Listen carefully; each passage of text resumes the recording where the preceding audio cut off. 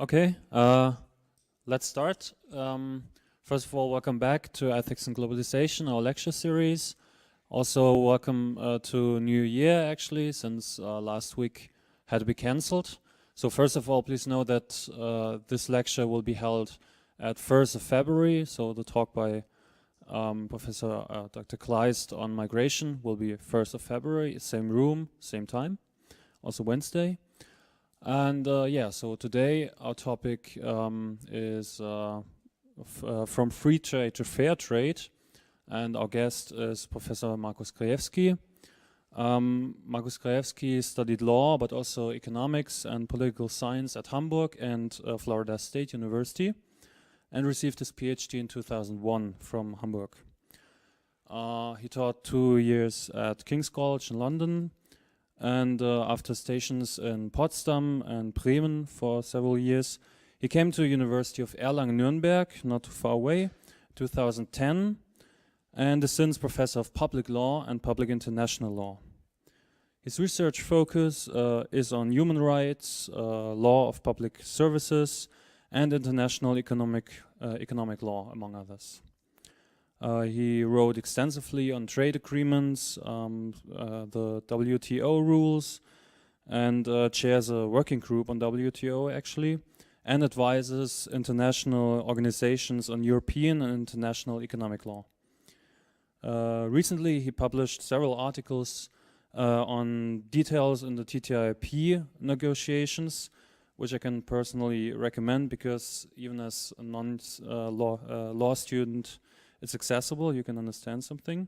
So yeah, in all, we are very looking forward to his talk, and we find it especially interesting to think about alternatives to trade agreements or new kinds of trade agreements in times when the only alternative seems to be currency war or protectionism. So yeah, welcome to Bayreuth.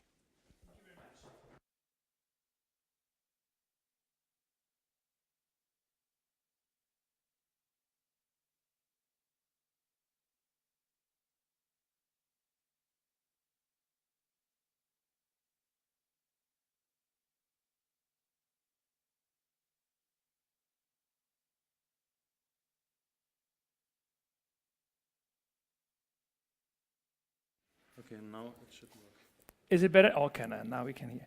Okay, well, thank you very much. Thank you very much for this invitation to come to Bayreuth and for this very kind introduction. The topic that I don't know whether I've been assigned the topic or whether I was asked and then suggested the topic. So, but the topic that I'm going to talk about, from free trade to fair trade, is, I think, links very nicely to the other subjects that you've been discussing in this lecture series on ethics and globalization. But of course, and this is what happens if you invite a lawyer. If you invite a lawyer, matters sometimes tend to get a little bit technical. Because lawyers, of course, think they focus on the big issues, but in fact they actually focus on very narrow technical issues. They look into the details of an agreement and they start discussing whether this paragraph should go here and so forth. So if the presentation gets a little bit technical, or if I talk jargon, or if I talk too fast, or if I'm not making any sense, please interrupt me at any time.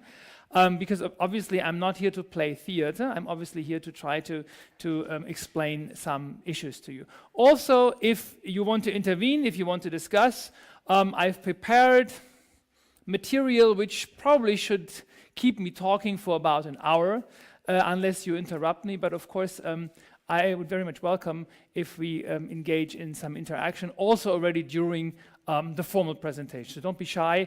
If there's something that you want to ask or you want to disagree, then please let me know, and then we can engage and see how we take it from there. So from free trade to fair trade. Now, obviously, free trade and fair trade are terms which everyone probably has some sort of a association when you first hear them or when you first talk about them. And one of the associations is, of course, that there is supposed to be maybe a tension between the two. And here on this little cartoon, you see obviously two people talking. One is a businessman, I guess, and the other looks more like a representative from the working class. And the workman says, more free trade agreements. They have a record of swapping worker and consumer protection for corporates' privileges. And then, of course, the businessman says, sounds like a fair trade to me. So the idea behind this is, of course, well, what do we actually mean when we talk about free trade, and what do we mean when we talk about fair trade? So this is something that in my presentation I would want to focus on, conceptualizing free trade and fair trade, and to see whether indeed there is a difference. And of course I will claim that there is a difference, otherwise the title of my talk would not make much sense. But of course these are notions which of course can also be challenged, we can be questioned.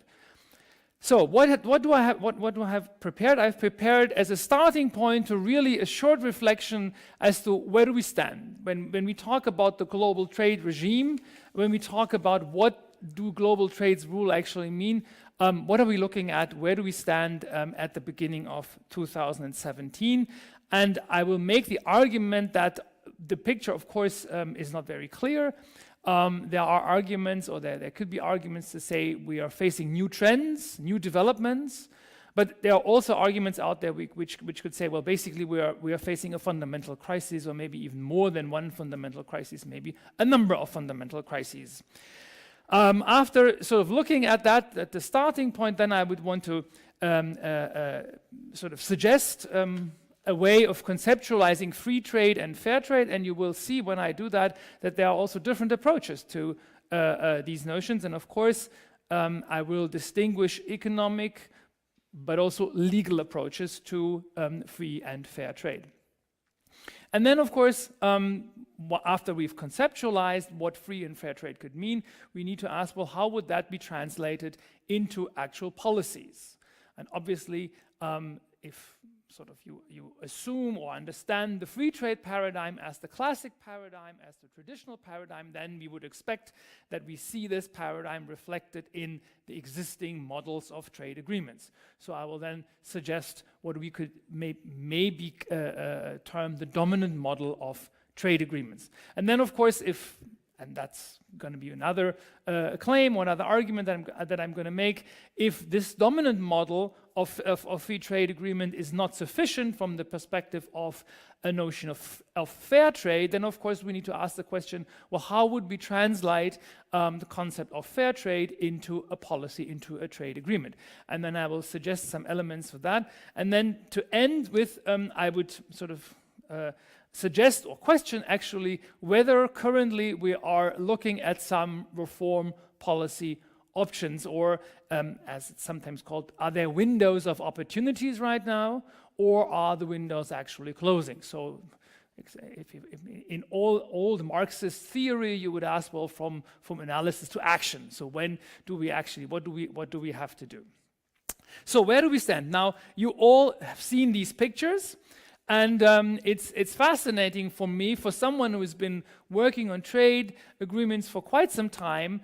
When I first started working on trade agreements in the late 1990s, I was actually assuming that this is, of course, an interesting subject, because that's what you assume when you start doing your PhD.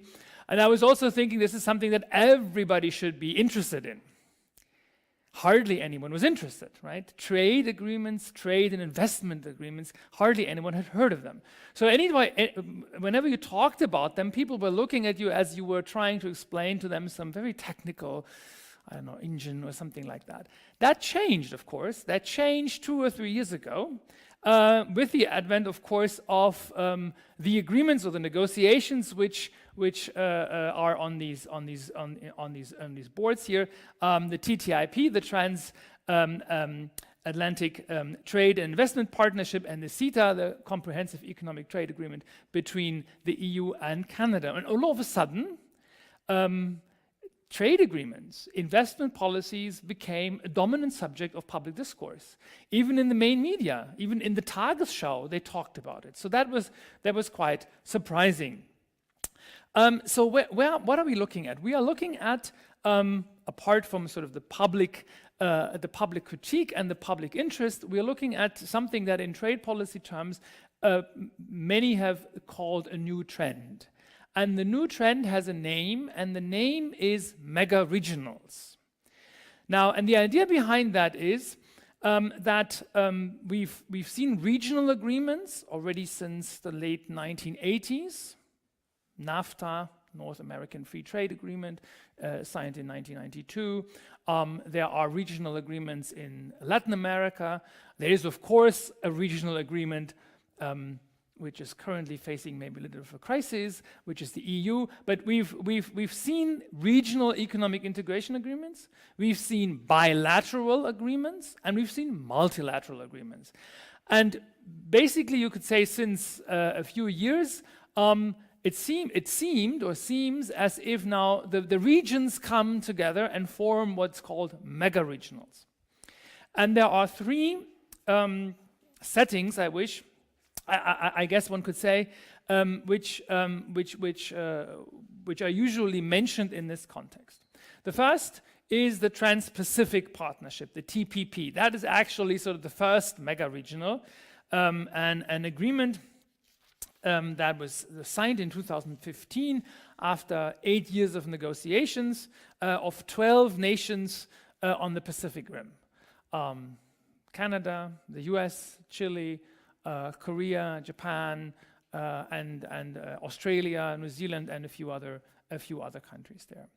Now, of course, everyone thought that this is going to be sort of the new paradigm of a mega regional agreement that's going to enter into force rather soon. Now, as we all know, or those of you who followed a little bit the news, know, of course, that the United States will have a new president rather soon, and this new president already declared that he's not going to submit the TPP to the ratification process, which basically means it is very unlikely that this agreement will enter into force. Now, we will see about that. But if the new US president lives up to what he said in the election campaign, and so far, I mean, the analysis about what the new Trump administration is going to do change by the hour, I sometimes have the feeling. But we are not sure whether this agreement will ever be ratified by the US, and if it's not ratified by the US, then the other nations have already declared then it makes not much sense. We have seen a smaller mega regional, which is an agreement between the EU and Canada, and that was signed in 2016.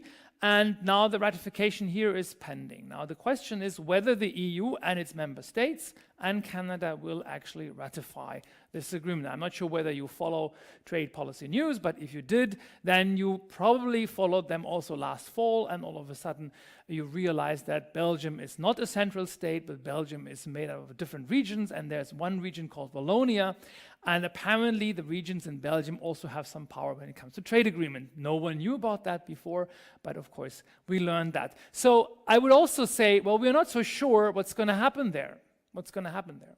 And then, of course, the agreement or the negotiations which caused the most discussion in the last 2 years were the negotiations between the EU and the US on the transatlantic trade and investment partnership. Now, these negotiations have officially been abandoned in 2016. In all likelihood, they will, I mean, the EU Trade Commissioner said they're going to put the negotiations in the refrigerator, and in all likelihood, they're going to stay there at least for 4 years. Now, because it was very clear that the new US administration will not going to continue the negotiations.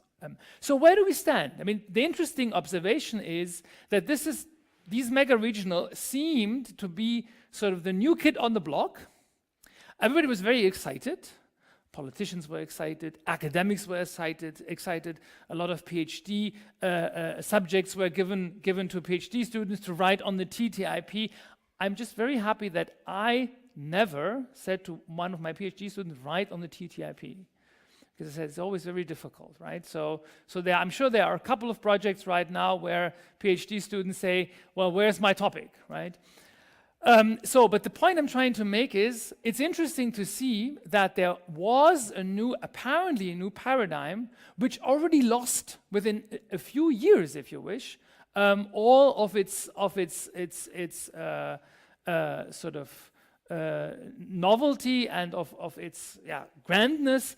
And it seems to me that almost talking about Meg Original is no longer attractive, and people are no longer excited about it. So why is that the case? I would argue that's the case because there are actually a number, or I claim 3 fundamental challenges to the global trade regime that have been existing for a number of years, arguably decades, and which now come up and have been realized in the context of these mega regionals. So actually a lot of the critique that you hear today regarding these agreements, a lot of the critique is old, or at least is already a decade or 2 decades old. And that's also, by the way, going to be one challenge of, I already mentioned to our host here that I had difficulties finding new literature. And so I'm going to suggest some classics, but we'll come back to that. So what are the fundamental changes of the global trade regime? I would argue that there are 3. There is the crisis of multilateralism. And now, depending on how you analyze it, you could probably say, well, this crisis actually already existed in the 1970s and 1980s. We just didn't realize them. We just didn't realize it. But then in the 1990s, when the World Trade Organization was founded, 1995, it entered into force, there was a general consensus at the globe that trade policy should be organized at a multilateral, at a global level, and that it would be good if more and more countries joined the World Trade Organization. The World Trade Organization has now, I believe, 164 or something like that members. And the idea was that this is going to be the forum.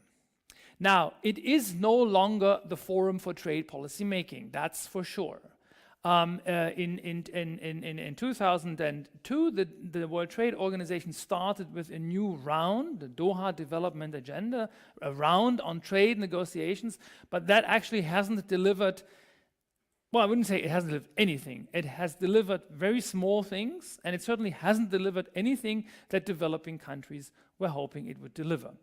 And we've seen a shift away from the World Trade Organization to regional agreements. And if you talk to trade policy makers or trade policy analysts, they say, well, basically the reason why countries turned away from the WTO is because they couldn't agree on anything in the WTO. Because in the WTO, all of a sudden you had countries like Brazil and India and Russia and of course China who no longer wanted to agree to things that the US and the EU and Japan had agreed before. I'm not so sure whether that is actually the right analysis, because you could actually also make the other argument saying that part of the crisis of the multilateralism is actually the rise of regional agreements. So, and of course, if countries turn away from the WTO, it's going to be more and more difficult to actually get anything done in the WTO. Now, it's of course relatively clear that if you negotiate with 160-something countries, matters are more difficult than if you negotiate with 1 or 2 countries. But nevertheless, the conflicts and the discussions that we have in the context of trade negotiations are the same. And so the fundamental questions that we have, for example, had in the context of what do we want in the TTIP agreement are questions which already also existed in the World Trade Organization. So this is the first crisis, the crisis of multilateralism. I would argue that probably the even older crisis is a crisis of what I would want to call the crisis of economic liberalism. Now, that's probably, now this is the lawyer talking about economic theories, so you have to excuse me. But I think you could argue that there is, maybe not a theory, but a policy which I would want to call economic liberalism. And especially in trade, and we'll talk about that, that's of course the paradigm of free or trade or of liberalized or trade liberalization. And not surprisingly, to at least also critical observers, the benefits of trade liberalization are not distributed evenly between countries and not evenly in countries. Now, if you talk to any economic theorist or anyone working on international trade, they will tell you, well, that's always been clear, and we know that ever since the theory of comparative advantages was discovered. No one ever claimed that if you engage in free trade, that actually everyone would get the same.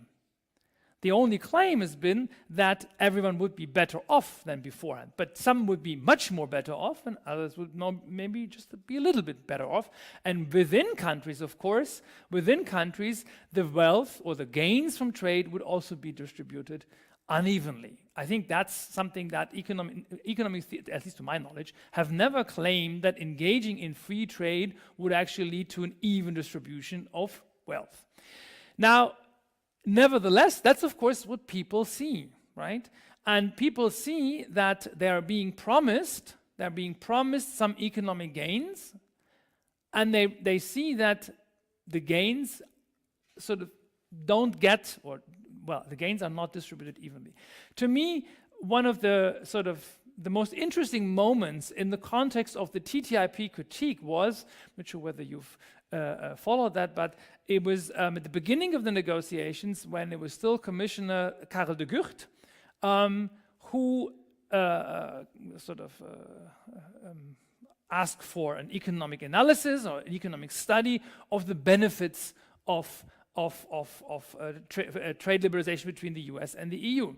And then, of course, some economists came up with their equilibrium model calculations, and they came up that this is going to be X, right?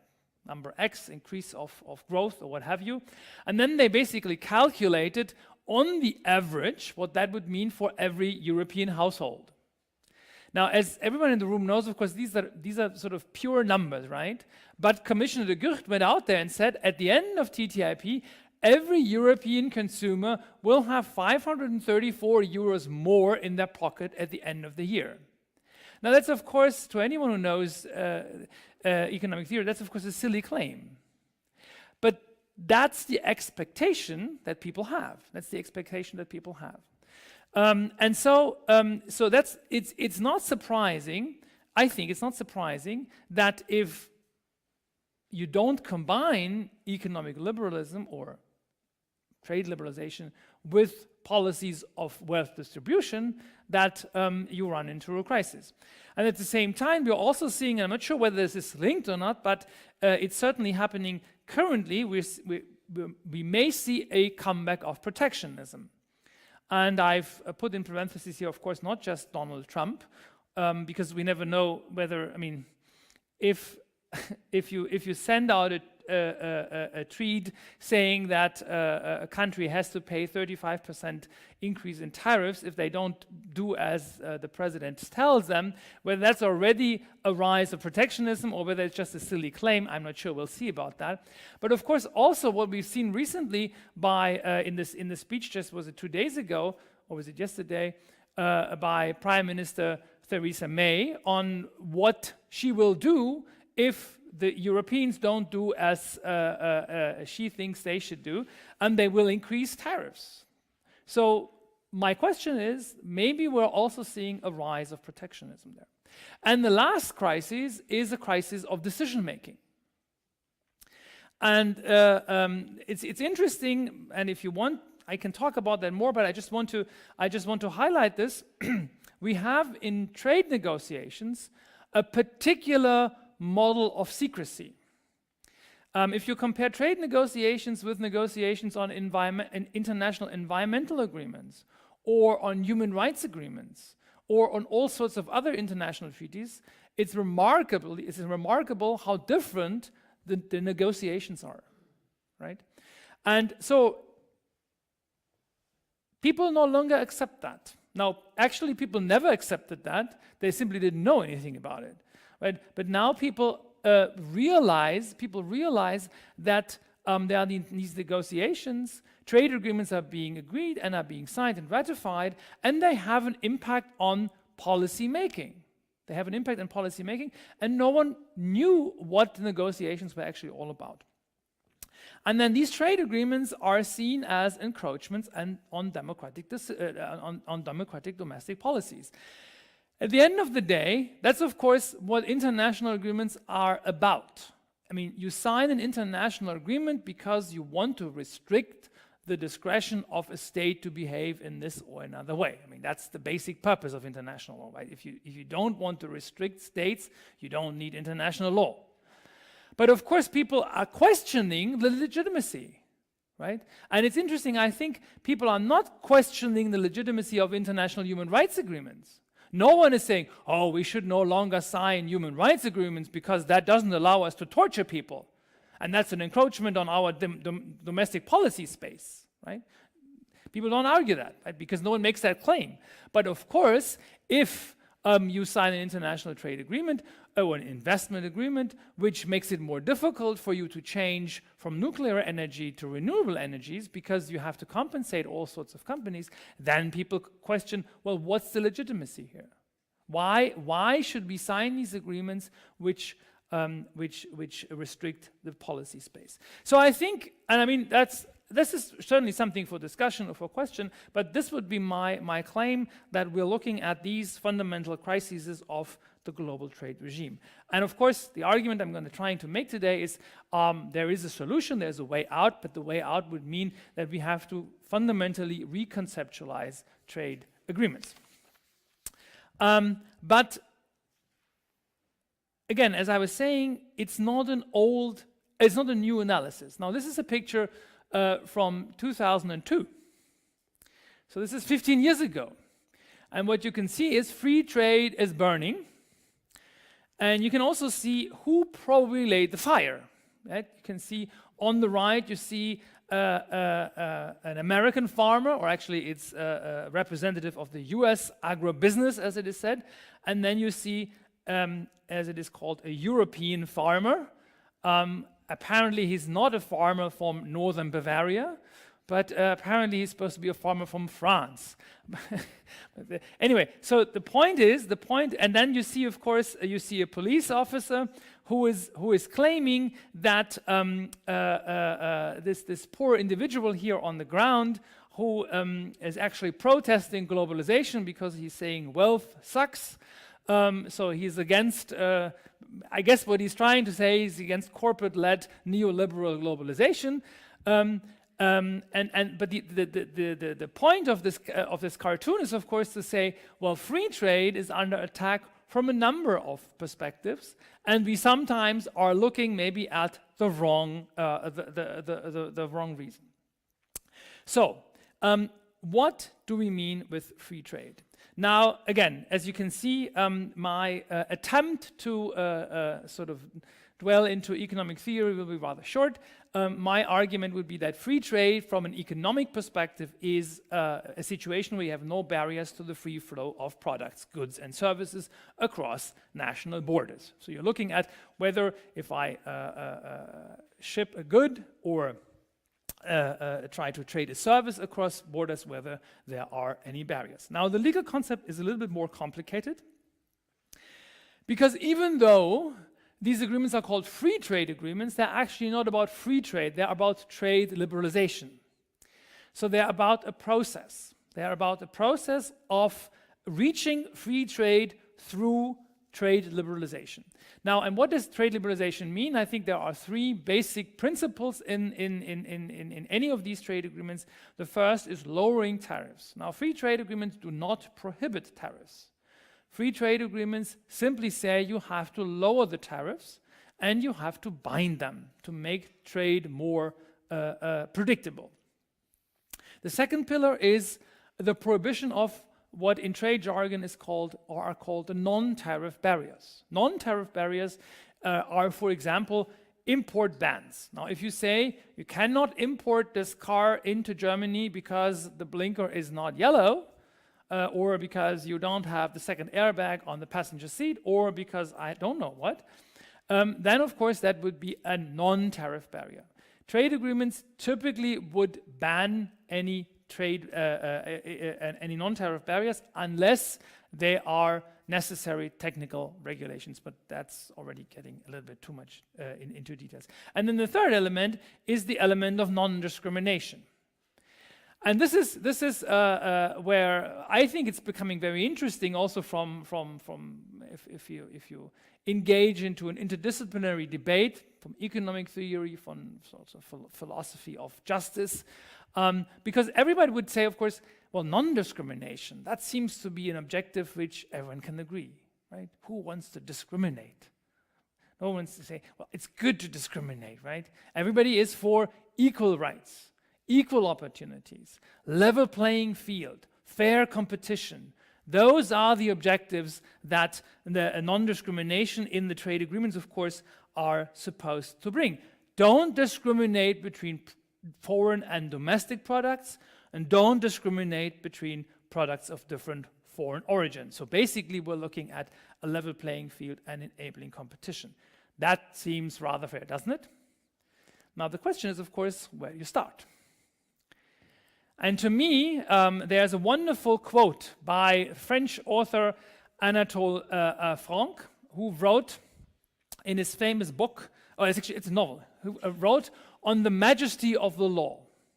And he wrote on the majesty of the law, it said, the majesty of the law prohibits the poor and the rich equally to steal bread, to beg in the streets, and to sleep under bridges. That's non-discrimination, right? So basically what you're seeing here a game. You're seeing a football game. And of course, there is a barrier to trade. There's a barrier to trade, which the referee, which is supposed to be the WTO, is identifying as a barrier to trade and demands the barrier to trade to be removed. Now, and of course, what the picture is trying to say is, first of all, there's obviously not a level playing field from the start, because the field is not leveled. And then, of course, we're looking at players of different with different power, different economic power. And so this is the point I'm trying to make here. All these principles, lowering tariffs, prohibition of non-tariff barriers, and also non-discrimination, they all seem rather justifiable from a principled perspective. But then if you apply them to the realities of global economy, of global trade, they may actually come or may actually have different results. So that's why I think there is a good argument to say, well, maybe we have to reconceptualize our concept of free trade also in the concept of economic agreements. So what is fair trade? Now, fair trade actually is more complicated than free trade. And the reason is because I think there are three distinct notions of fair trade. Now, the first is a classic economic concept. There are a number of economists who say, well, we don't need free trade, we need fair trade. And then you think, oh, they are now aside. But actually, they're just making a classic economic argument saying that fair trade means undisturbed competition. And especially in trade agreements means rules against dumping or unfair subsidization. So you have to be careful if you sometimes read something about fair trade or the fact that a trade agreement needs to support fair trade, you actually have to ask, well, what do they mean when they talk about fair trade? Then, of course, you all, I hope at least you all enjoy your fair trade coffee, right? Or you buy your fair trade chocolate, which is, of course, using this fair trade or other fair trade symbols. That's actually also a distinct or a different concept of fair trade, because actually the idea is here to look at the price of a product, to look at the distribution chain of a product, and to see whether from a development perspective, development policy perspective, this is a fair approach. So I'm sure you know that if you pay higher prices for your coffee, which is fair trade coffee, then you pay a higher price, because first, the idea is that at the end of the day, the coffee farmer is supposed to get a living wage, a higher price. Price stability is also part of the concept of fair trade and the concept of development policy, and then, of course, the support of development projects. Again, this is a different understanding, or not a different, but this is one understanding of fair trade, but not the one that I would want to be looking at when I talk about fair trade agreements. Because when I talk about fair trade agreement, I think we need to have a much broader understanding of the concept. And what we see in existing agreements, in existing trade agreements, which is probably most closely connected to a new model, is the idea of sustainable development. And I'm sure that's also something that you've come across in different contexts, this idea that you sort of have this triangle of economic, social, and environmental development, and of course, sustainable development being, I guess, maybe no longer the new paradigm, but certainly one of the dominant paradigms in global policy making. Now we have, since 2015, the Sustainable Development Goals. So these are the concepts: fair trade, free trade. Now, how are these concepts now translated into trade agreements? Free trade agreements. What do we mean when we talk about that? What do we mean when we talk about existing trade agreements? I already mentioned that there are, of course, multilateral agreements in the context of the World Trade Organization. There are regional economic integration agreements, such as NAFTA and others. And then there are also bilateral and sometimes bilateral trade and sometimes even bilateral investment agreements. Now, what are the main contents of these agreements? Why are they so problematic? And I think we can see there are sort of basically four groups of provisions which we can find, or four groups of contents actually. And the first is market opening. Now, market opening has a number of different facets, but certainly the idea is that at the end of the day, if you sign a free trade agreement, there should be a free or a freer market regarding goods, but also regarding services. Now, increasingly, we also see that these agreements contain rules on the protection of intellectual property rights. Also, since quite some time, these agreements contain rules on the special and differential treatment for developing countries. So, the picture that I was showing here regarding our not so level playing field, someone defending the WTO would say that's an unfair picture because there are actually rules in the WTO which would allow maybe not this kind of trade barrier, but maybe would allow that they're not actually engaging in this game at all, or that they are only engaging in this game 10 years down the road. But there are certainly some rules for special and differential treatment, as it is called in the WTO. So a deviation from this idea of non-discrimination. And then finally, sometimes we also see in these agreements the protection of foreign investors and investment. And here maybe I need to sort of pause for a second, because traditionally, in Europe, when we talked about trade agreements, we didn't think of trade agreements, or we didn't think of rules on the protection of foreign investment. Because in Europe, trade policy and investment policies were distinguished, were separated. The trade policy was part of the EU's policy, and investment protection was part of the member states' foreign economic policy. That's why when you read sort of books coming from a European academic or political context, and you read them about trade agreements, we have this idea that trade means basically what's in the WTO. Now, in all other parts of the world, certainly in those countries which followed when their trade agreements the model of NAFTA, trade and investment protection has always been linked. What does investment protection mean? Investment protection is a very basic concept.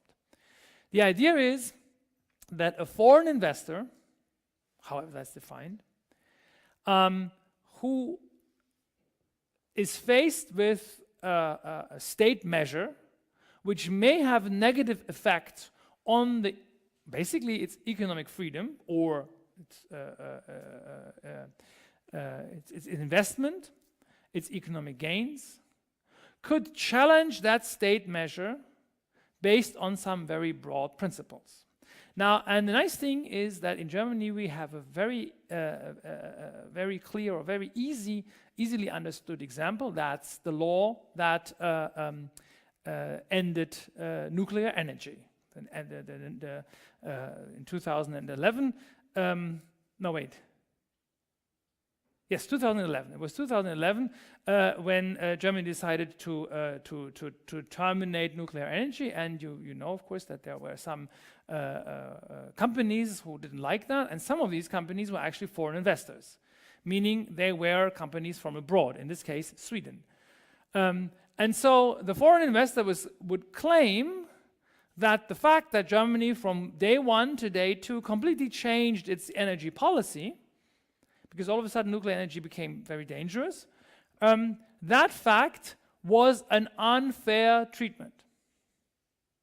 An unfair treatment, because there is an investment agreement which says foreign investors should be treated fair and equitable. That's what the agreement says. And if you don't treat the investor in a fair and equitable manner, there is a possibility to bring that claim to an international tribunal. Leave it at that. So unlike other international agreements, which just set up rules which states either follow or don't, investment protection agreements or investment protection chapters allow foreign investors to bring claims against the state and to sue for compensation. And I'm not sure if you followed that, but you may know that at the beginning of December of last year, the German Constitutional Court decided that the termination of nuclear energy is by and large constitutional on the basis of the German Constitution. The Constitutional Court also decided that there are some elements of the law which are unconstitutional, but they could be turned constitutional if the investors receive some form of compensation, but it's for the legislator, for the German parliament to decide. That's the situation under German constitutional law. Yes? When you say fair here, it's not in the sense of that the foreign company is treated differently to the domestic company, in the sense of that different standard of fairness. Well, yes. Well, the fundamental question actually is what is fair, right? What is fair? If an international agreement says foreign investors must be treated or shall be treated fair and equitable, right? That's what these agreements say, traditionally. Some now start defining. It doesn't say anything about whether the fact that domestic investors are treated in a different way, whether that's fair or not. But basically, it simply says if you're a foreign investor and if you believe you're not being treated fairly, then you have a right to claim, to sue. Now, I mean, are there any law students in the room? Okay, well, that's good. Okay, so I can make jokes about lawyers, right? So if you ask two lawyers, what does fair mean? You get at least 5 different answers, right? Or actually, the first answer the lawyer will give you, well, who is my client, right? Because depending on who's my client, I will have a different opinion on what's fair, right? So, and then of course, I mean, that is part of the problem here in the context of these investment protection agreements. And so basically, they are offering a standard of protection which is different from the standard that exists under domestic law. The case that I just mentioned, the termination of nuclear energy, that was decided by the German Constitutional Court on the 6th of December last year, that case is still pending in front of an investment tribunal. And we have no idea how that investment tribunal will decide. Now, it could be that they decide, yes, this was fair. It could be that they say it's not fair. It could be that they decide Germany has to compensate the foreign investor. They are suing, I think they're suing for 2 billion euros. So you can build a lot of universities with that money. So anyway, yes, so the point I'm trying to make is here that we are looking at also some elements which seem to deviate from our understanding of free trade. What Where's the connection between protecting foreign investors or giving foreign investors more protection than domestic investors to free trade? Now, the economic argument would be saying, well, traditionally countries have discriminated, especially foreign investors. They would treat domestic investors much more favorable than foreign investors. Now, empirical analysis shows this is no longer true. And most countries actually treat foreign investors much more favorably than domestic investors. So anyway, so the point I'm trying to make here is we're looking at some very contestable concepts which are part of these dominant free trade agreements. Now, we do have I have to be fair, of course. We do have chapters now, sometimes in the CETA, for example, in the agreement between the EU and Canada, we have a whole chapter on sustainable development, long chapter. And what do we normally see? We normally see a general reference to multilateral environmental agreements and international labor standards. So basically, this is what the diplomats do. They say the parties agree that protecting the environment is very important and protecting labor is also very important, and the parties reinforce their existing international obligations, blah, blah, blah, blah, blah. From a legal perspective, you might as well skip that part. An interesting element is sometimes these sustainable development chapters prohibit lowering domestic standards to attract trade and investment. Now that's what in economic theory is sometimes called the Delaware effect. Not sure whether this is something that you've heard, but especially in sort of the question, does international trade actually lead to a race to the bottom? That's the Delaware effect, because a lot of companies in the US are registered in Delaware because Delaware has hardly any restrictions on the companies. Or does competition and international trade lead to a race to the top, which is called the California effect? Now, both of these effects have been shown in domestic US policy making, so they're not just, anyway. So the point is, what this clause in these agreements is try to prohibit a race to the bottom, which I think is a rather useful standard. However, the problem is that so far these sustainable development chapters are not part of the normal dispute settlement system. So a country could claim that the other trading partner violated its tariffs commitments, violated its non-discrimination commitments, violated all the commitments which lead to trade liberalization, but could not make a claim that the country actually also violated the obligations which support sustainable development. One aspect which I find most, I guess, worrisome is, of course, that there are usually no binding obligations. The obligations are not binding, and we don't have any effective dispute settlement. Now, we do have forms of intergovernmental cooperation. Countries should sort of help each other. Provisions on technical assistance and capacity building. So that's some would argue that this is just a fig leaf.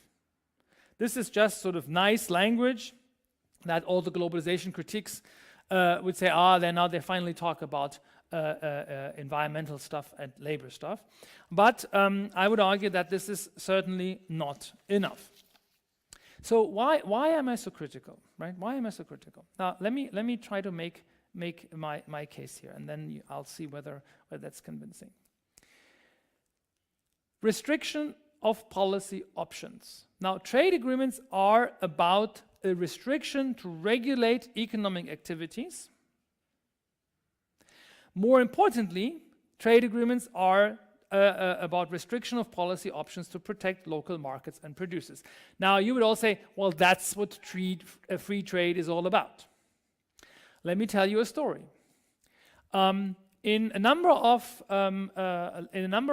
sub-Saharan African countries, after they joined the WTO and after they started opening their markets and agricultural products, because they lowered their tariffs, all of a sudden, in the local markets in West Africa, you could no longer buy locally produced milk. You could buy milk powder from the EU. You could no longer, well, you could buy locally produced milk, but of course the price was much higher. And instead of buying fresh tomatoes, you could buy canned tomatoes from Italy.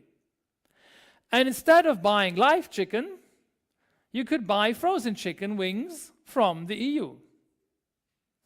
Now, why is that the case? That's the case because in the EU we have a particular system of protecting agricultural production, which makes agricultural production not very competitive, but very cheap, globally speaking. And of course, if you look at sort of local farmers in Western Africa, even though their labor costs are much lower, they may actually produce at a higher cost. So at the end of the day, this is what free trade would lead to. So what are these African countries saying? These African countries are saying, well, now we want to raise tariffs again. So our question to them is, well, why tariffs? That's very ineffective. Why don't you support your local economy? Why don't you make your local markets more efficient? Why don't you support your farmers? Why don't you pay them subsidies just like everyone in the... Well, tariffs are one of the most important economic policies for a number of developing countries. Why? Because tariffs are very easily implemented. You just need to sort of have your ports and your airports and your borders, and you need to put tariffs on the products. So it's also a very easy way of or not easy, but it's much easier to raise public revenues than taxing everyone. So the point I'm trying to make here is, actually it looks as if this is all about free and fair trade, but at the end of the day, like when we're looking at the level playing field, some countries may actually legitimately claim that they do not want to open their markets, that they do want to discriminate between domestic producers and foreign producers.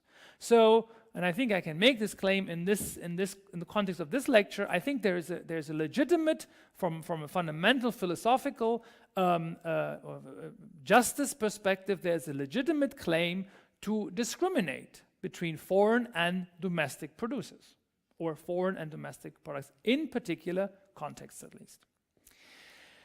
That leads me to my second point. There are structural biases towards industrialized economies. Now, the first concerns services market opening. Now, in the context of the negotiations leading to the WTO, services was one of the dominant points, because many industrialized countries were saying, well, we are no longer competitive when it comes to producing goods, but we are still very competitive when it comes to services. We have the most efficient technology, we have infrastructure, we have banking services, and so forth. That's why we want to open. The world opens their markets. Now, that leads, of course, to a situation in which some countries are not able to develop a domestic financial system at all. There are a number of developing countries out there which don't have any local domestic banks. They just have subsidiaries of foreign banks. Now, whether that's good or not from an economic policy perspective, I don't know. But certainly, if there is an international financial crisis, those countries which don't have their own domestic banking system are more vulnerable than countries that have a robust domestic banking system. Intellectual property rights.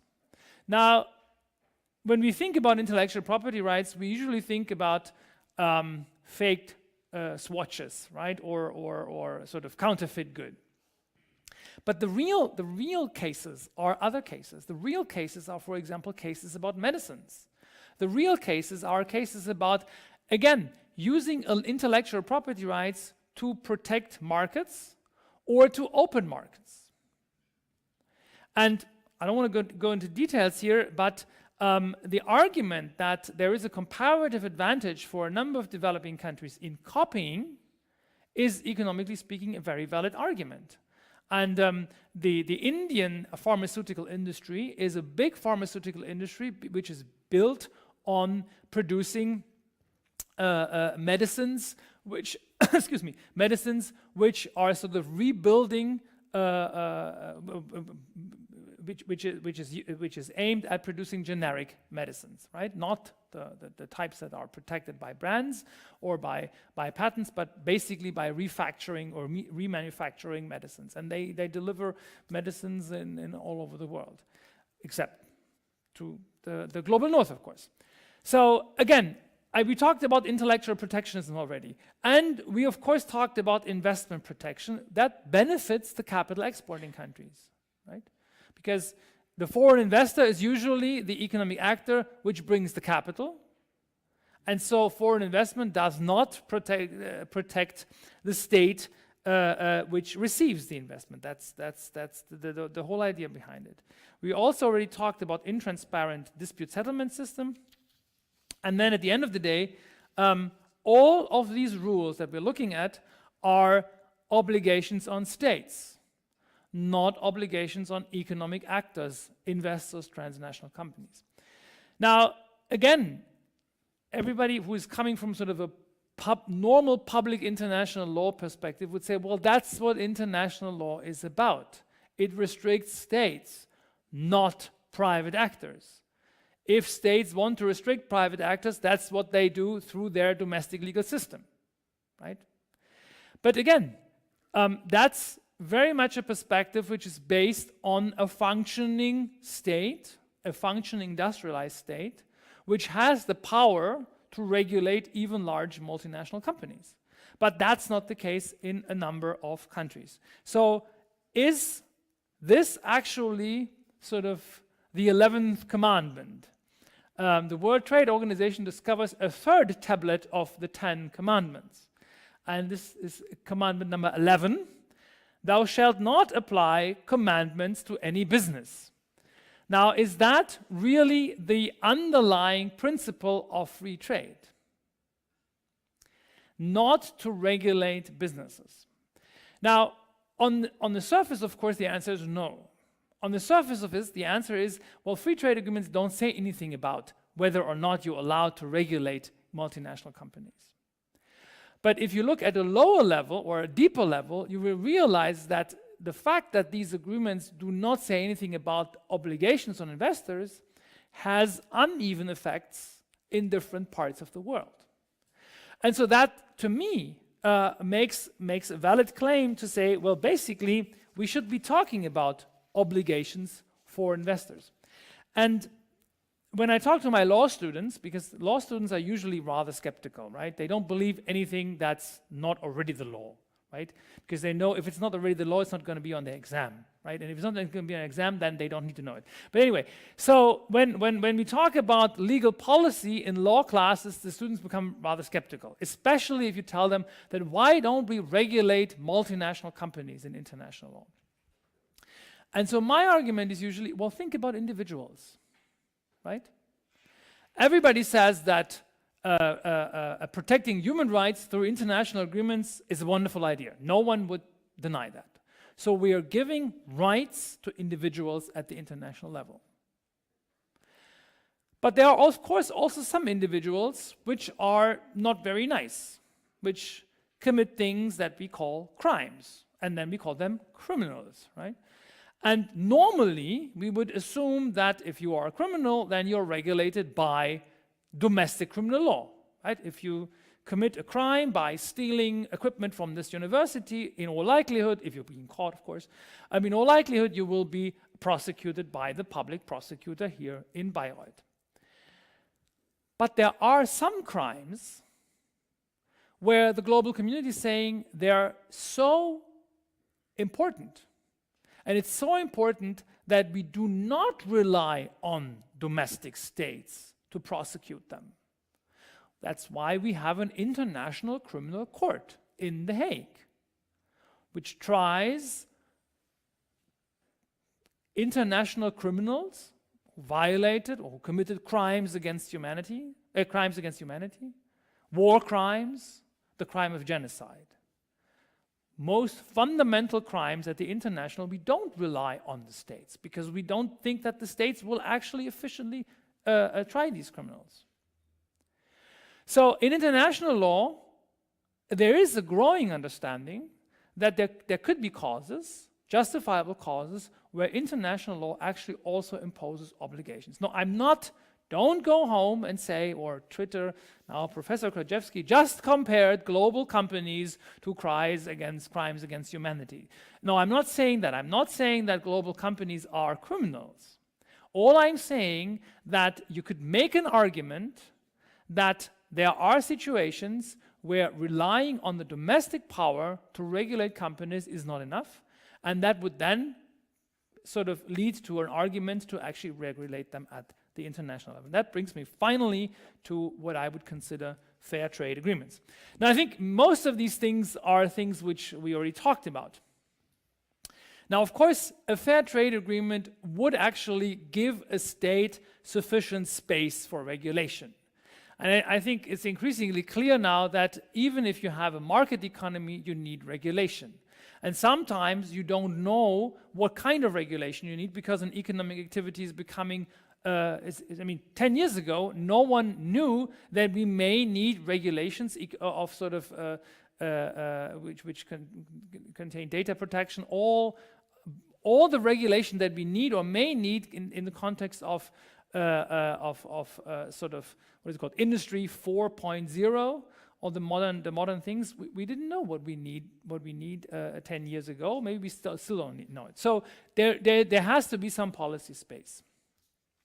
Now, a fair trade agreement, there has to be coherence with other international law obligations. Should contain also, of course, development, cooperation, technical assistance. Should regulate or should allow for the regulation for economic activities, especially in sectors where there are some good models. For example, we've seen rather good models in telecommunications regulation, and now there's a sort of a global model evolving. Environmental and labor protection, investor obligations, dispute settlement based on the rule of law and transparency. So we actually need, if we have dispute settlement bodies, we don't need private tribunals which meet in secrecy. We need public courts which adjudicate based on the rule of law. Now, of course, states violate international agreements, and that's why we need a system where you can actually hold them accountable. So, now, is this a wish list of someone dreaming? Yes, of course it is. But are there windows of opportunity which could lead to maybe elements? Yes, there are, and that's going to be the last probably 6 minutes. So, what would I suggest that we should be looking at? First, we can look at something that has been developed in the UN. They're called the UN Guiding Principles on Business and Human Rights. I'm not sure whether this has already been mentioned, but there is actually a guiding principle number 9. Guiding principle number 9 says states should maintain adequate domestic policy space to meet their human rights obligations when pursuing business-related policy objectives with other states or business enterprise, for instance, through investment treaties, contracts, and trade agreements. So basically, the UN Guiding Principles recognize that fair trade agreements should allow for policy space. Now, the UN Guiding Principles are just on human rights, so that's why they mention to meet their human rights obligations, but I think one could read this to meet any of their policy objectives, the legitimate policy objectives. Now, the UN Guiding Principles were adopted in 2011. This is 5 years ago. We haven't seen much impact. Now, there's been a lot of talk. Now, we've seen sort of, the UN Guiding Principles are supposed to be implemented through what are called national action plans. Now, in Germany, just before Christmas, I guess it was actually the 22nd of December. It was not the 20th, it's the 22nd of December, when the German National Action Plan was finally adopted by the federal cabinet. No one really noticed about it because everybody was buying their Christmas presents. But one sort of first starting point could be to question or to ask whether in the German National Action Plan, the German government realizes that the UN guiding principles actually require, or not require legally, but strongly suggest that Germany should also change its trade and investment policy. Now, the National Action Plan realizes that there's a problem, but the National Action Plan says, actually, this is not within our competence. This is within the EU's competence. Now, this is, of course, a ping-pong game that we witness quite often. Whenever states have to do something they don't like, they say, well, actually, it's the EU that has to do it. Now, of course, everyone in the room knows the EU is not a foreign state. Especially the EU Council, the Council of Ministers, is, of course, made up of national ministers. So the states cannot say, this is the EU, and we have no idea what the EU is doing, and this is not our cup of tea. The states are obliged to actually follow their, especially in human rights, they follow their human rights obligations also when they are part of the UN, of the EU. So this is, I guess, the UN guiding principles. At least there's a starting point, a recognition of the problem. I was rather disappointed by the UN Sustainable Development Goals, which were adopted last year, almost 2 years ago now, which everybody hails as the new thing. And when you actually read on what they talk about trade, it's rather conventional. Now, the idea is that states should promote a universal rules-based, open, non-discriminatory, and equitable multilateral trading system under WTO. Okay, so multilateral system. But what does this entail? This entails an increase the exports of developing countries and duty-free and quota-free market access for all least developed countries. Now, this is something that has actually already been discussed in the WTO, but there's nothing on labor and environmental protection. There's nothing on investor obligations. There's nothing on sort of a new model of dispute settlement.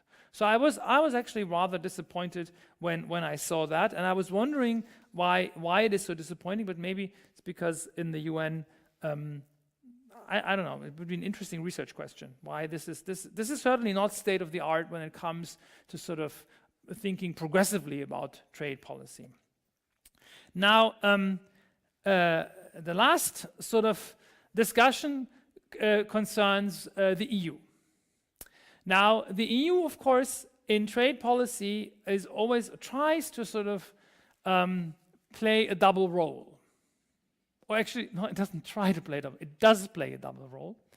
And the EU in trade policy sometimes is basically just following what European business want. And European business usually wants market opening all across the world and protection at home. Right? That's what businesses want. So often EU trade policy is just following that route. But sometimes the EU is also arguing we are actually not a normal state. Well, they're not a state at all, of course. We are sort of a normative power. We are a power based on norms and values. And that's why in our trade policy, we actually want to be the good guys, right? We want to sort of really lead to a new form of globalization. And you can really read this in the current EU trade and investment strategy adopted 2015, and they really talk about trade investment policy based on values, a more responsive approach to the public's expectations on regulation and investment, a trade agenda to promote sustainable development, human rights, and good governance. Now, normatively, this is something new. Normatively, this is certainly not just free trade. Normatively, I would argue, well, this is basically what I would claim could be the basis for a fair trade agreement or for a fair trade regime. The question is, of course, does the EU live up to its own trade policy? Now, the EU Commission, of course, would say, of course we do. Just look at the CETA agreement. Right? The CETA agreement, the agreement with Canada, is the new model. Now, if the agreement with Canada is the new model, then I would say this is actually just window dressing. Because there are some, again, I have to be fair, there are some innovative steps in the Canada agreement, which, if you are an optimist, you could argue, well, they lead in the right direction. But by and large, I think the agreement with Canada is an agreement of missed opportunities. And that's not surprising, because if you analyze the negotiations with Canada historically, you will realize that they started the negotiations in 2009, at the beginning of 2009, at the time when hardly anyone, well, certainly no one talked about TTIP because it didn't exist at the time, when the thinking was still very much sort of rooted in the traditional trade doctrine. That's where the Canada Agreement came from. And then the Canada Agreement was basically bypassed by all the TTIP critique.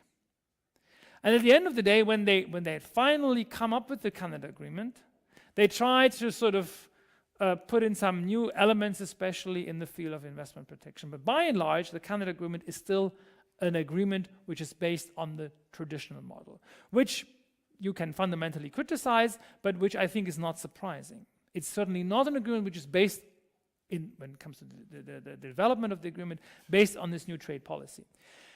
The EU is currently negotiating an agreement with Indonesia, a free trade agreement with Indonesia.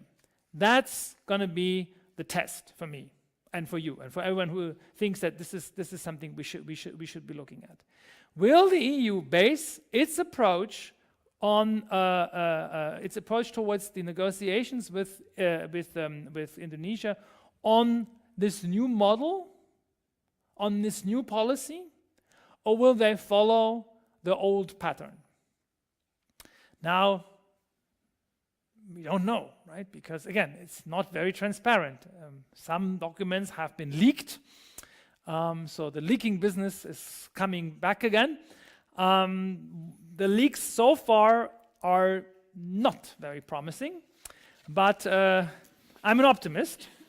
And so I believe that it's still possible to talk about that.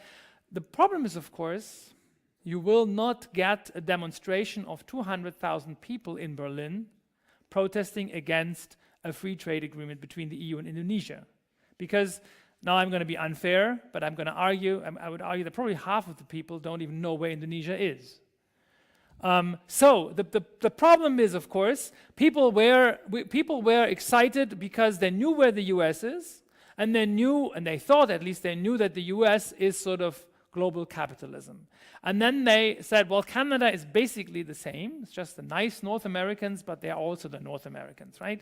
And so that's I mean, if you analyze it from sort of a sociological perspective, that's who would care about an agreement between the EU and Canada in the first place? But my fear is that all this public excitement is gone. People will now focus on Mr. Trump. Maybe they should. I don't know. Yeah, maybe they rightly should focus on Mr. Trump. But certainly, it's going to be very difficult to raise the debates in the context of negotiations between the EU and Indonesia. So, further reading. Now, when I came up with this list, I was actually surprised myself that all the books that I'm suggesting are more than 10 years old. Now, maybe that actually should tell me that I'm no longer so young than I'm thinking I am. But it's really interesting because I think these books, some of them you will know probably, are still spelling out the problems and analyzing them in, I think, the right context. Now, the first, or not the first, but the one at the bottom, Stiglitz, Globalization and its Discontents, is, of course, the classic analysis of the problems of neoliberalism, neoliberal global and financial trade. Chang Hal-jun, Kicking Away the Ladder, to me is actually just, yes?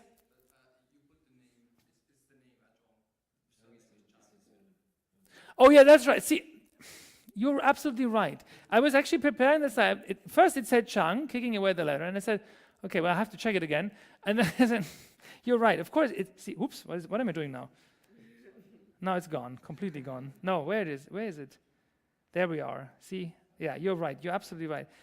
So that, I probably did that too late last night. You're right. That's, of course, what is happening here. So, but you know the book anyway, so I don't need to have it. Yeah, so I think it's a very interesting book. Making Global Trade Work for People is not an academic book, is sort of actually a study from a number of international organizations, NGOs and so forth, which spell out, of course, how that agenda could look.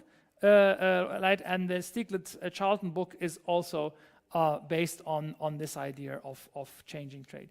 Now, maybe part of the problem of TTIP is that the critics and the analysis focused on this new agreement so much that we don't have any more recent general analysis. So maybe in a year or 2 years down the road, people will start thinking about these things from a more fundamental perspective again, and then we could have more general books again. That leaves me at this, and I thank you very much. And of course, I'm open for any questions and debate.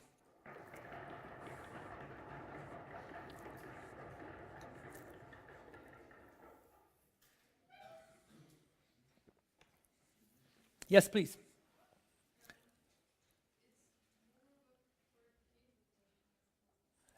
Do we have a microphone, or you have to speak up a little bit?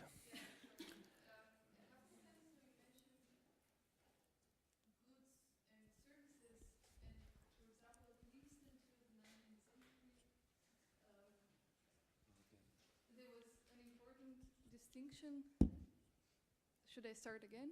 Or Go on. At least until the 19th century, there was an important distinction between trade with inputs and trade with final goods. So I really don't know, and I wonder whether these free trade agreements now actually allow for differential treatment across these two categories. Yes, well, that's a very good observation. Now, and to me, it's a fascinating story. How did services enter the free trade agenda or the free trade regime? Because as you rightly say, actually, I would up until the certainly late 1970s, early 1980s, it was very clear that if you trade a physical good, right? And any other cross-border economic activity, maybe something else, maybe labor mobility, maybe capital movement, maybe what have you, foreign investment, but it's certainly not trade. And if you're really interested, I can send you a fascinating article. It was written in the late 1990s, which traces the intellectual history of getting services into the trade agreement. It was not a natural development. It was a policy decision, and it was a staged, not staged. Yeah, well, it was staged, but it was there were a number of businesses, politicians, trade policy makers, and academics who got together. It started in the U.S., but it soon also began was a bilateral activity also in the EU, when they really started saying, well, let's talk about trade in services. Now, what is trade in services? They had to invent the concept of trade in services. And if you look now into trade agreements, there's of course a definition for trade in services, but it's not naturally that this is trade. Trade in services means, for example, if a foreign investor invests in the service economy in this country. Trade in services also means if you all go abroad and consume services abroad, that's trade in services, right? If you do online banking with a foreign bank, or if you buy goods from another country, or not goods but services, if you download music from a server in the US, that's trade in services. All these elements are trade in services. They're all now part of these agreements. But it's to me it's fascinating because it's a wonderful example that things which we assume as granted, and if I teach international trade law now also to even to master students, right? They will, for them, of course, there's trade in services. What are you talking about? We have it in the agreements, right? There's a definition. So I think it's very interesting that to realize that we have concepts, and these concepts change. Sometimes they change naturally, and sometimes the change is actually orchestrated. But you want to follow up question? Yeah, I mean, I find it really interesting. But the question was rather about inputs and final goods. Yeah.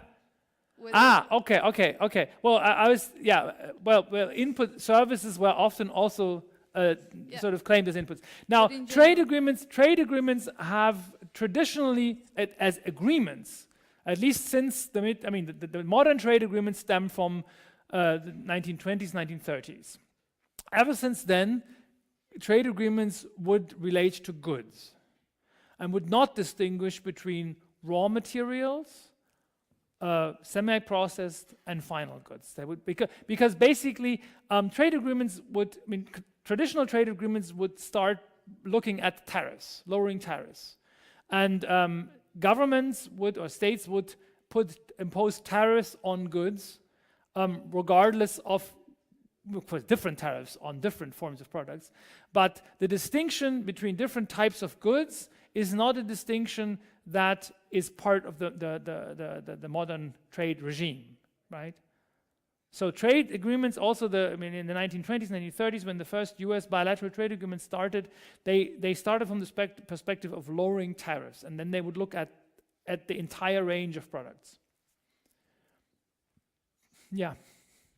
I'm curious as to the scope for using trade as an instrument of development or development policy. Mm-hmm. And so I would like to know what scope is there for developing countries to use protectionism to nurture infant industries within the existing legal framework of existing international trade agreements? Mm-hmm. And B, what is the scope for EU perhaps to aid this process, either by giving developing countries preferential access to the EU market, or maybe consulting services. Mm-hmm. Mm-hmm. Yeah. No. Again, the starting point is sort of what kind of instruments can developing countries use, and the answer is, well, it depends, of course, on what kind of tariff level they've agreed on as the bound tariff level. Now, if a developing country has a rather high bound tariff level, then they can raise the tariffs up to the bound level. But they cannot use any discriminatory measures, so they cannot support their local economy with any forms of investment incentives which are specifically targeted at sort of supporting domestic production over foreign competition. And that's, again, this is the fundamental thinking of trade policy of the 1940s, 1950s. And those of you who studied economic or development history know that in the 1950s, there were a lot of arguments out there saying, well, you have to grow and trickle-down effects and all these these arguments. And it was actually only in the 1960s and 70s when this whole argument came up that you will actually have to protect the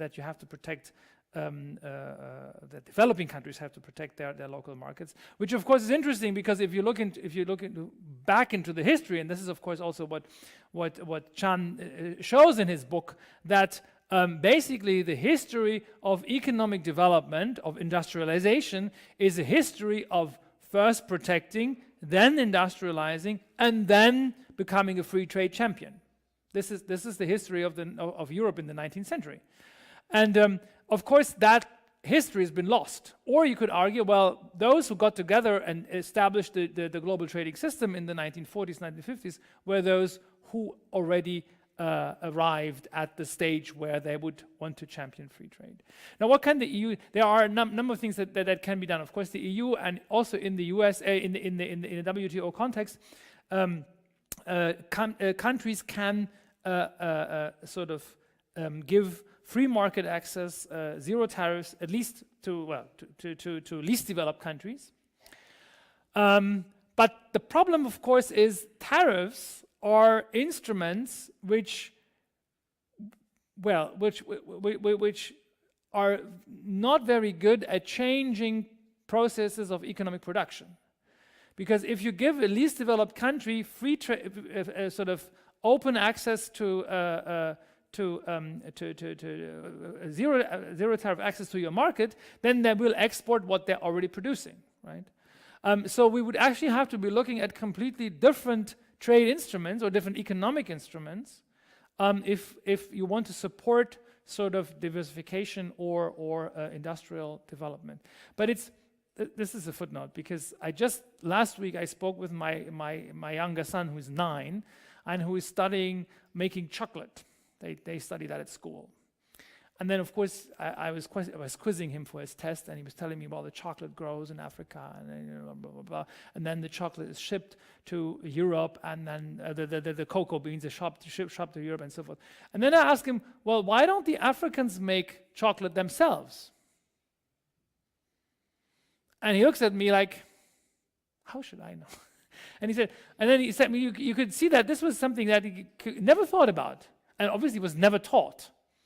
And then he said, well, maybe they're already growing them, so they don't have the time to make the chocolate. Maybe that was his way of explaining it.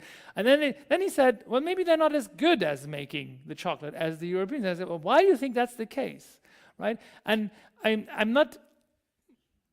Yes, I am also criticizing primary education in the Free State of Bavaria, but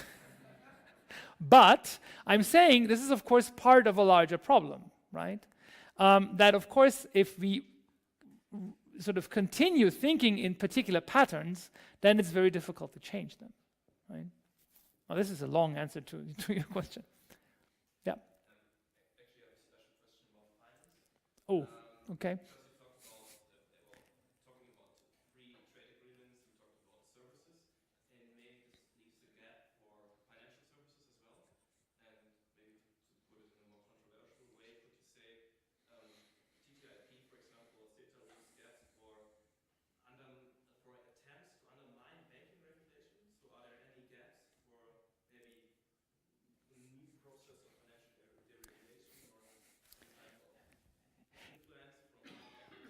Yes. Now, I think there are a number of facets to the answer. Now, first of all, financial services are also covered by these trade agreements because they're considered to be services. And then what we can see, of course, is that whenever you have rather advanced services, you also have any form of regulation. And if you want to engage in trade in services, you need to be thinking about, well, what do you do with the different regulations? And of course, one of the problems, one of the big issues was that in the US, the banking and financial regulations are, at least this is what I've been told, I'm not an expert in this, are much stronger than they are in Europe. And so, of course, from a European perspective, that's a barrier to trade. So normally, you would start engaging in negotiations and in trying to convince your trading partner to lower the barriers. Now, that's probably easier with Indonesia than with the US, right? So, I don't know whether Indonesia has any high standards in banking and regulation. And of course, there are always ways around any forms. But in particular, in the case of financial services, I think there's one aspect which highlights the problem that we're having with these agreements. Now, at least what I've been told and what I read is that you cannot liberalize financial services without regulating them. Actually, if you don't regulate them, you probably run into bigger problems than not liberalizing them at all. But if you look into trade agreements, they don't say anything about financial market regulations. They actually just say, well, that's for the nation states. That's for domestic policies. And to me, that's a fundamental problem, because if there is a case for a global financial market, which I don't know whether there's a case, but if there is such a case, we of course need to be thinking about establishing global regulations at the same time as domestically liberalizing. We cannot just domestically liberalize and then say, well, we cannot just say, well, on the global level there are liberalization obligations, and the rest is for the domestic policymakers. So that's what I mean. Why I think if in a free trade agreement, or fair trade agreement, you actually have liberalization commitments, you should also include regulation commitments. You should not allow countries not to regulate their financial markets. You should, and this is going to be a slightly different topic, you should not allow countries to establish offshore financial centers, which is nothing but liberalization without regulation, right? Yeah. I can speak up loud as well, I don't like the microphone.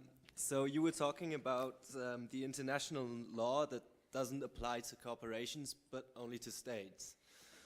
So my question would be, if you did try to oblige a corporation, then first of all, what's the institution what's the judicial institution that would basically imply that law? And why would the company sign that in the first place? Because I guess they'd have to agree to that. I'm not too sure, wouldn't they? No. See, that's the beauty of public international law. Now, because the states have the right to regulate their companies, they also have the right to regulate their companies through international law.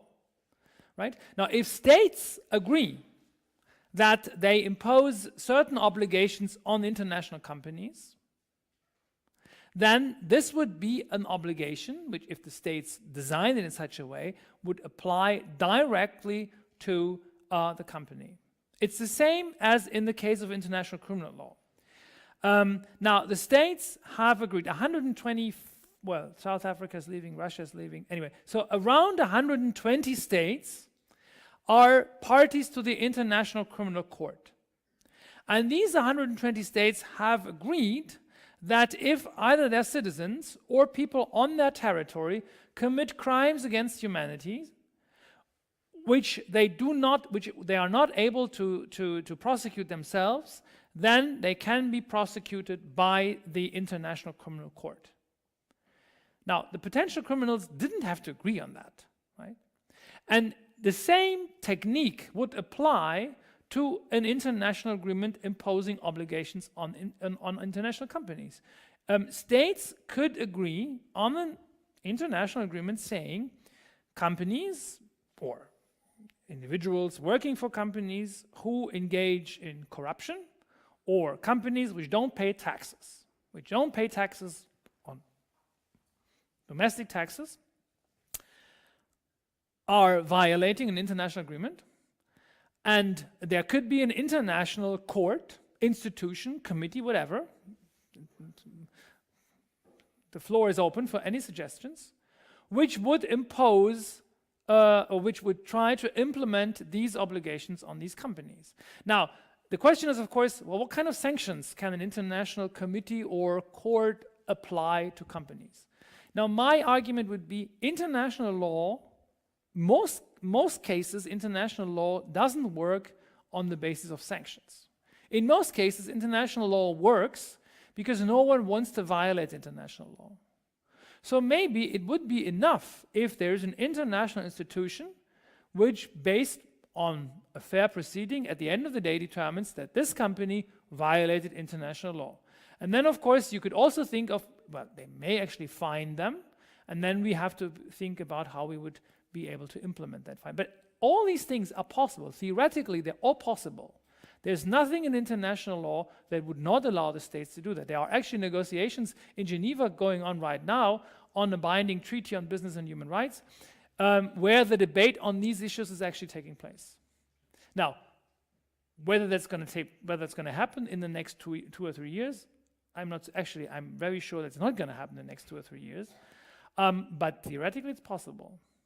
And again, 40 years, no one was thinking that it would ever be possible to prosecute war criminals in international court. Now it's possible.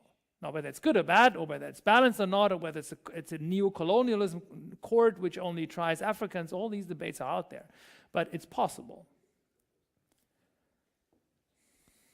Okay, I think we should finish now for you to be able to go home. And So there's a small present. It's called, like, there's some Bayreuth chocolate, so at least you can make the comparison if Bayreuth chocolate is better than the one from your son in Nürnberg. And thank you very much for your attention. And we hope to see you again next week for the talk of Mr. Scholte on global governance. And well, then Michael has say a little something on the exam registration. Also, Professor Stefan wants to tell something about the exam, I guess. All right. So just keep on for 2-3 minutes. All right. Yeah, it's just a quick